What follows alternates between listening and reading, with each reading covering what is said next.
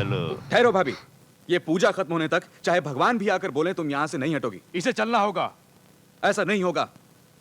अपना दिल साफ और इरादा अटल हो तो किसी से भी डरने की जरूरत नहीं है, चाहे वो पति ही क्यों ना हो। भाभी ये पूजा पूरी करो। बैठो भाभी। मेरी बात ठुकरा कर ये फिर से बैठेगी तो उसका नतीजा बुरा होगा, ये जानती है। Come on come on. भाभी, अगर सचमुच तुम्हें ईश्वर पर भरोसा है तो सारा भार इस देवी माँ पर छोड़कर चाहे कयामत भी आ जाए तुम ये पूजा पूरी करोगी। बेटा रंजीत, अपने हाथों से मेरी होने वाली बहू को मंगनी का जोड़ा दे दे। दे दीजिए बड़े बाबू, दे दीजिए।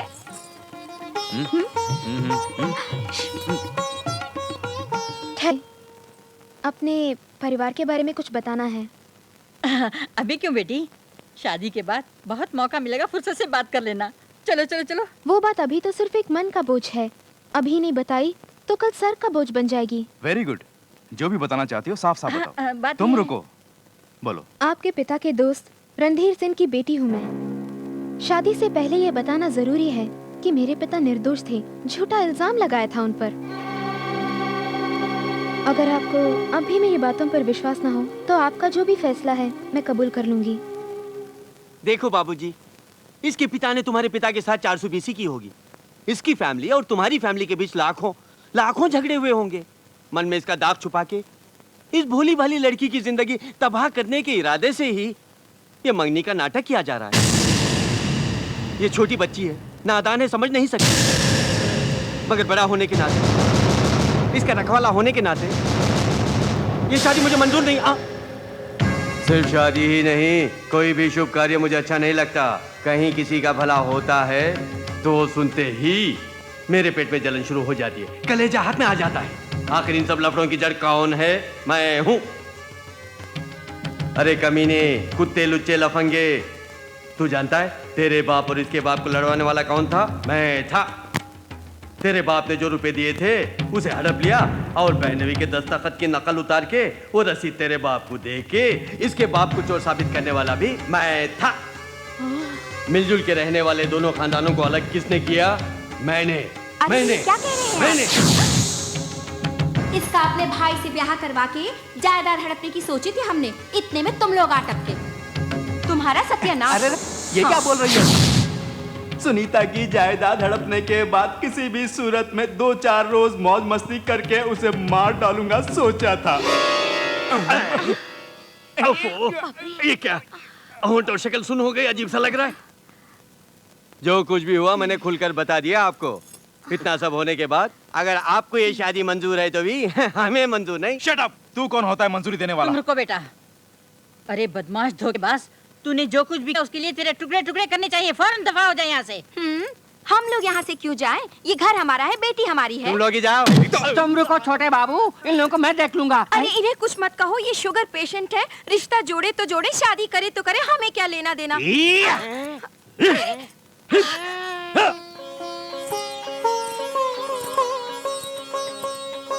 मुहूर्त का समय बीत रहा है, उसे शगुन दे दीजिए।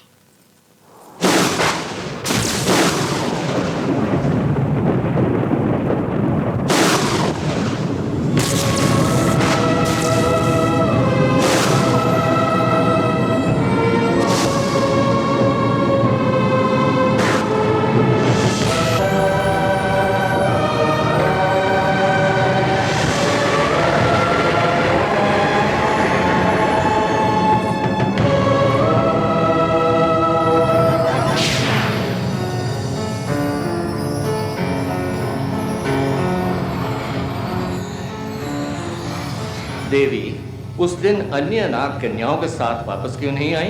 उस दिन सब सखियों के संग मेरे नागलोक ना लौटने का एक कारण था पिताश्री। चंद्र ग्रहण के अवसर का लाभ उठा के दंत्र ने मुझे जलाकर भस्म करने के लिए अग्नि बनकर आक्रमण किया।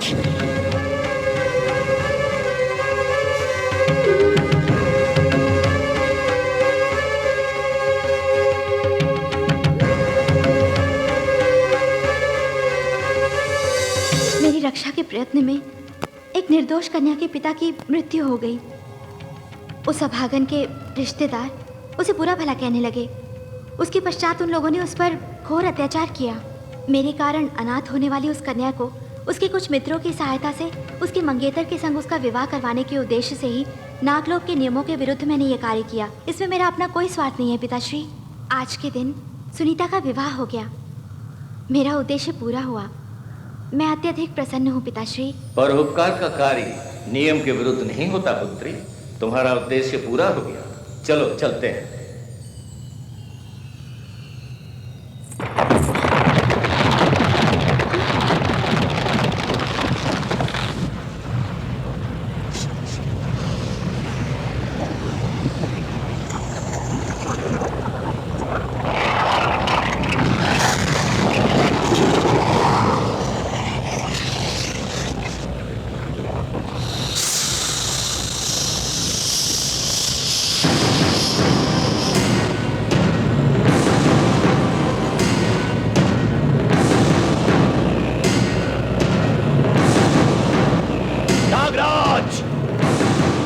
तोड़ने वाली देवी को वापस नागलोक में आने का तुम निमंत्रण दे रहे हो। इसके लिए एक नीति, मेरे लिए दूसरी नीति। क्या यह नियम चलता है नागलोक में? मेरा चरित्र अच्छा नहीं, क्षुद्र शक्तियों की उपासना कर रहा हूँ, अपने लोक के नियमों को तोड़ रहा हूँ। देवी के इन आरोपों को मानकर मैं तुम्हारे लोक में रहने के योग्य नहीं हूँ कहकर मुझे सदैव के लिए तुमने अंधकार में धकेल के दंड क्यों दिया? आहा, युगों युगों से हमें अपना शत्रु मानने वाले तुच्छ मनुष्यों के संग्रह कर प्रेम व्यू के द्वारा कलंकित होकर प्रेम के नशे में झूमने वाली इस पाखंडी देवी को दंड क्यों नहीं देते? बोलो, इसे भी पाताल में धकेल दो। वहां इसे दासी बना के रखूंगा मैं, तृप्त होने तक इसका सुख भोगूंगा। चुप करो। दंड अनीति के लिए दिया जाता है, नीति के लिए नहीं। आज देवी ने एक अबला का जीवन संवारा है। तुम्हारे न्याय का कोई पर्याय नहीं नागराज। तुमने पक्षपात करके अपनी पुत्री के अपराध को महान बना दिया। इतने दिनों देवी से प्रतिशोध लेने का प्रयत्न करके पराजित हुआ हूं मैं। अब सर्वश्रेष्ठ अवसर प्राप्त हुआ है। संभव है मैं इस देवी को दंड न दे सकूं, परंतु उसके हृदय को अवश्य चोट पहुंचाऊंगा। जिसकी सुरक्षा करके ये प्रसन्न हो रही है, जिसकी रक्षा को महान बता के तुम समर्थन दे रहे हो, उस सुनीता के जीवन को दूभर कर दूंगा। उसके जीवन को इस देवी के नेत्रों के आंसू बना के बहाऊंगा, देख लेना। जब तक मैं जीवित हूँ सुनीता के जीवन पर तेरी छाया भी नहीं पड़ने दूंगी दुष्ट। आहा, तुम यदि नागलोक लौट गई तो यहाँ उसके लिए कोई नहीं है, ये भूल गई। उसकी रक्षा कौन करेगा भाई? उसकी रक्षा कौन करेगा बोलो? उसे जलाकर भस्म करके उसकी मृत्यु के समाचार को सारे ब्रह्मांड में पहुंचा दूंगा। उस ध्वनि से पृथ्वी भी फट जाएगी। नागराज, उसे सुनकर तुम भी कंपित हो उठोगे। सुनीता के जीवन को असहनीय यातनाओं के द्वारा मैं नरक बना दूंगा। ये देवी ही नहीं, तुम या 3 करोड़ देवी देवता भी मेरा कुछ नहीं बिगाड़ पाओगे नागराज।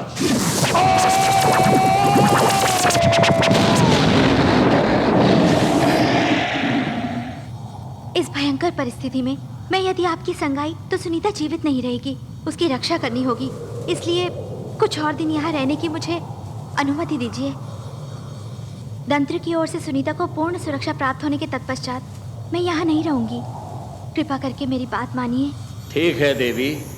सुनीता जब अपने पहले पुत्र को जन्म देगी, उसके पश्चात उसका कष्ट दूर हो जाएगा। उस शिशु के जन्म नक्षत्र और राशि फल के प्रभाव से सुनीता का कोई कुछ नहीं बिगाड़ पाएगा। मैं अपनी आत्मशक्ति तुम्हें वरदान में दे रहा हूं।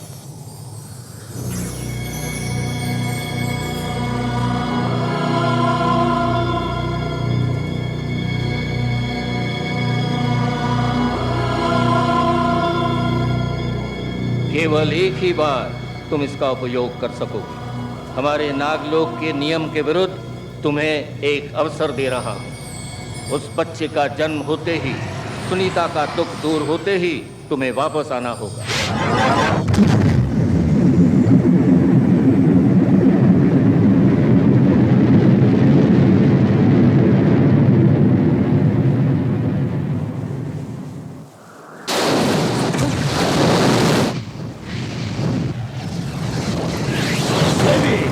सुनीता का विनाश होगा।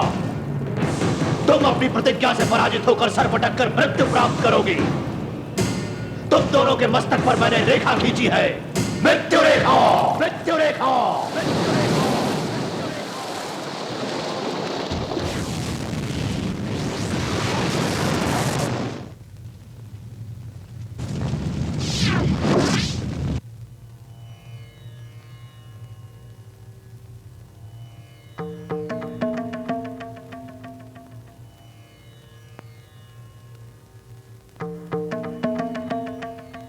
सुनीता,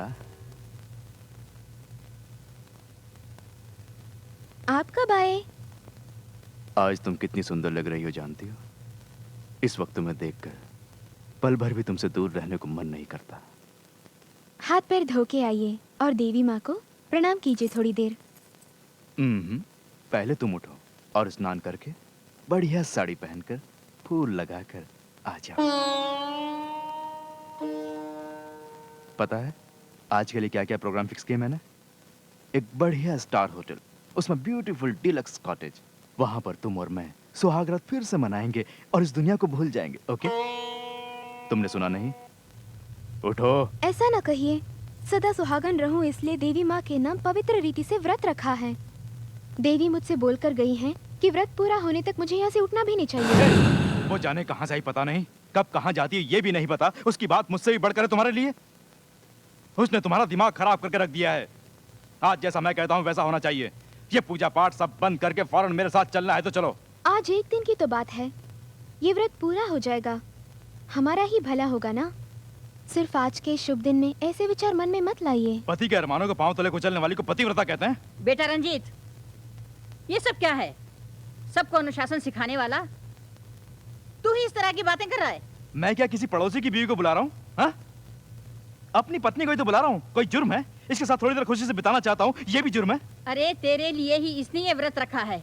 इस घर की भलाई के लिए ही ये नियम निष्ठा का पालन कर रही है। समझने की कोशिश कर। इसमें क्या है समझने के लिए? दुनिया के लिए भगवान बड़ा हो सकता है, पूजा या व्रत बड़ा हो सकता है, लेकिन पत्नी के लिए पति ही भगवान है। उसको खुश रखना ही पूजा है। तुम फौरन वहां से उठ के मेरे साथ चलोगी, नहीं तो आज पति पत्नी का हमारा ये संबंध खत्म हो जाएगा। उठो, उठो।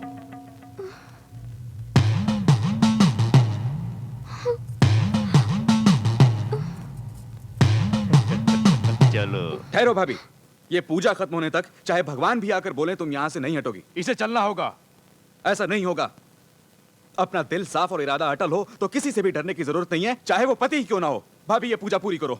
बैठो भाभी। मेरी बात ठुकरा गई ये फिर से बैठेगी तो उसका नतीजा बुरा होगा, ये जानती है। Come on, come on. भाभी अगर सचमुच तुम्हें ईश्वर पर भरोसा है तो सारा भार इस देवी माँ पर छोड़कर चाहे कयामत भी आ जाए तुम ये पूजा पूरी करोगी। बैठो भाभी, मेरी बात मानो, बैठो।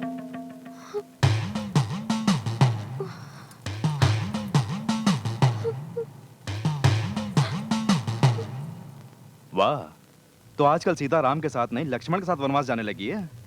पति छोड़ के चला जाऊंगा कहता है, तब भी पत्नी में इतनी हिम्मत है, तो वो हिम्मत इसे जरूर किसी पराये मर्द से मिली होगी। अरे पापी बदमाश, तू हमारा रंजीत नहीं हो सकता।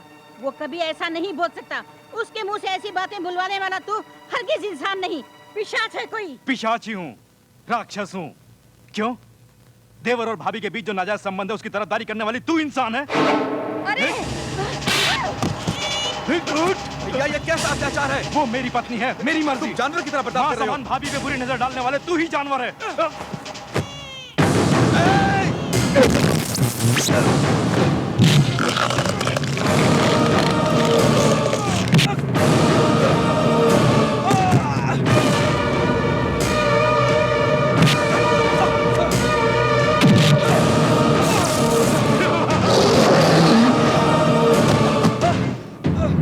देवी, तुम्हारा व्रत पूरा होने से पराशक्ति की तीसरी आंख अखंड ज्योति के रूप में प्रज्वलित होने वाली है।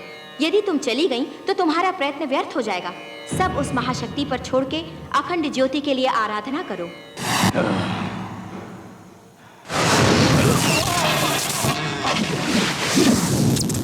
रुक जाओ। देवी माँ के समक्ष सुनीता 9 दीपों को जलाकर पूजा कर रही है। उन दीपों के जलते हुए तू उसे छू भी नहीं सकता। वहाँ देवी की पूजा कुछ ही क्षणों में समाप्त होने से दिव्य ज्योति प्रज्वलित होने वाली है। इस बीच तू अपनी काली शक्ति का उपयोग करके उन 9 दीपों को बुझा दे।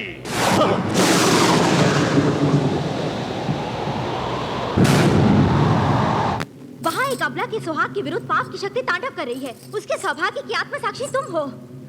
अब चुप क्यों हो? बोलो, आत्म ज्योति प्रज्वलित करो।